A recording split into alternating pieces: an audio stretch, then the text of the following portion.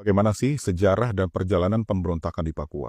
Guys, ada satu wilayah di Indonesia yang sejak awal tidak pernah benar-benar diberi ruang untuk memilih masa depan mereka sendiri. Nah, disitulah akar konflik dari Papua dimulai. Semua berawal setelah Indonesia itu merdeka tahun 1945. Indonesia mengklaim Papua sebagai bagian dari bekas Hindia Belanda.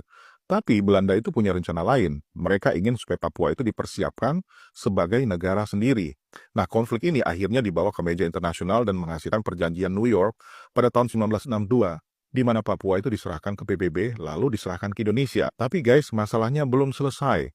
Tahun 1963, ketika administrasi Indonesia masuk, sebagian orang Papua ini merasa ini bukan integrasi, tapi ini pengambil alihan.